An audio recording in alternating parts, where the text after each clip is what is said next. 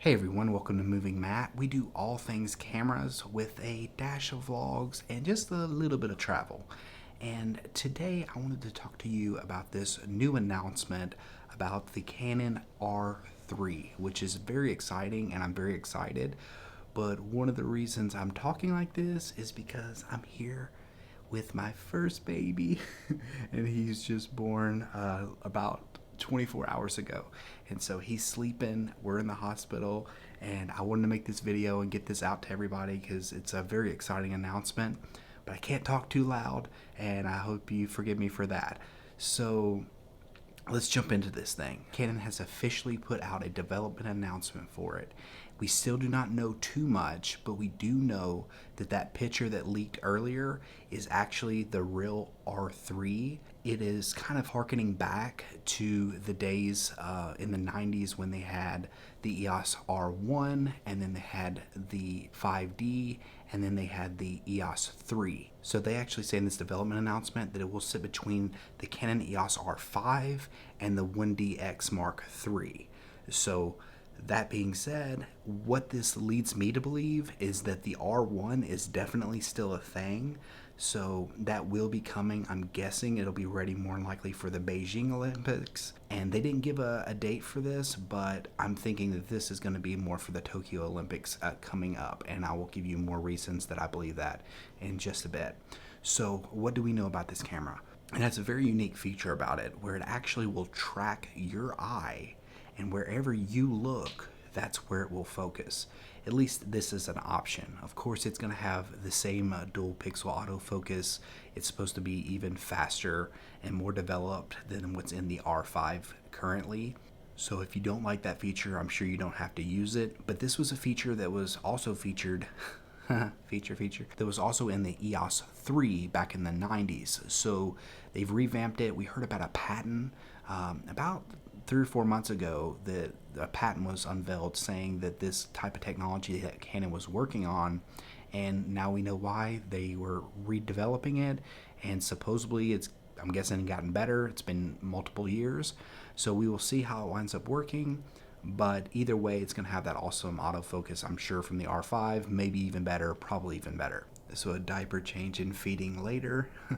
This camera is aimed towards sports photographers and wildlife photographers as well. Anything that is fast action, because this will be shooting at 30 frames electronic. We do not know the count of the mechanical shutter just yet. And we also do not know how many megapixels will be in this camera. But what we do know, which is super cool, is that this will have a stacked sensor. And this is actually being developed by Canon. So this is not a Sony rehash. This is their own original work. So what else do we know? Obviously, we know what it looks like. We know that it's going to have an integrated grip. It's not going to have a detachable grip. I personally like detachable grips, but I know a lot of sports photographers love their integrated grips. They love how it feels. They love that it's built like a tank. And the fact that it's going to be bigger and probably built like a tank, I really highly doubt they're going to have any overheating issues whatsoever. But how many megapixels will this have? Will this be capable of shooting 8K?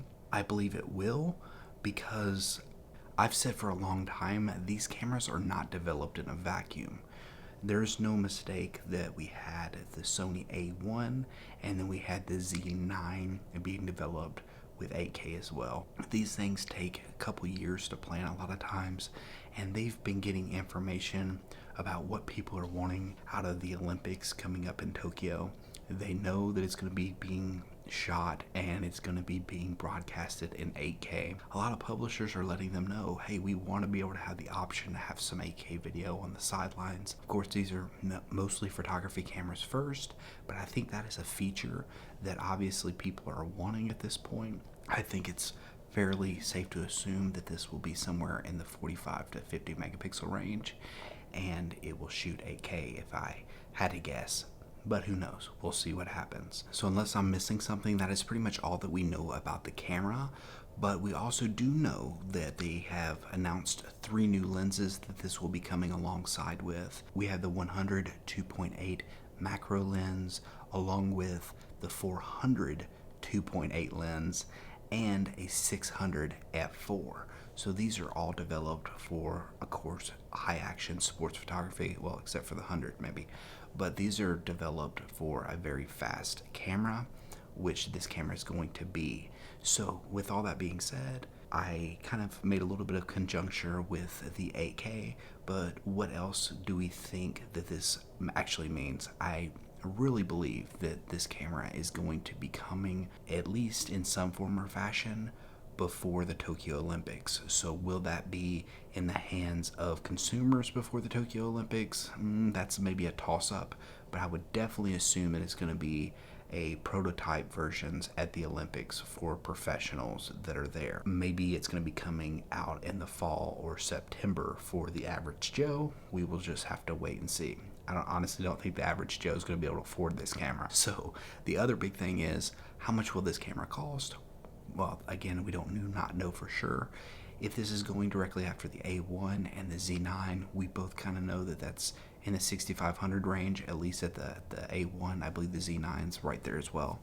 So will it be at the 6,500 range, or will they actually be going more and filling that gap where the A9 used to be, the Sony A9, and the Sony A9 was usually around the 4,500 range or the 5,000 range? I can't quite remember. But will this come in maybe at 5,000 or 5,500? I don't know if that 100% makes sense, because the people that this is aimed for really don't care about the price necessarily. So maybe this is coming in at the 6,500, and they're just going to jack up the R1, which will probably come before the Beijing Olympics, or at least prototypes before the Beijing Olympics. Are they going to crank that thing up to maybe like 8,500? And it might have, who knows what that'll have. I'm not even going to speculate. That's going to be a very interesting question. I think it'd be a smart, very aggressive move to have this come in at the 5,000 range, because you could probably get some prosumers that would want to push up with a $5,000 camera versus a $6,500 camera. Right now, there's no super professional camera that's filling that price range. But there's also that worry of the perception that, hey, maybe this camera won't be as good because it is cheaper. But I do not know if that is a warranted worry, because if this camera comes out, the reviews are solid, it's working solid, and it's hanging with the A1 or even surpassing it, then I don't see a reason why people wouldn't want to choose it just because it's a little cheaper. This is still going to be a flagship, very professional camera. It's not going to be the main flagship, but that's not going to be coming out until next year. So I just wanted to get this video quickly out to you guys. What do you think about this camera? It's very exciting to me, and the nurse is coming in right at the very end. Okay, so I'm going to wrap this up before the baby starts to cry. So drop in the comment section below. Let me know, what do you think about this announcement? Are you excited? What do you think the specs are going to be? Just tell me all that extra stuff. If you've liked this video, be sure to give it a like and consider subscribing. And my schedule is going to be kind of crazy as of now, so we will see. But I plan on having all the normal videos, and I just don't know they're going to be as regular as possible, but we will see. But until next time, peace.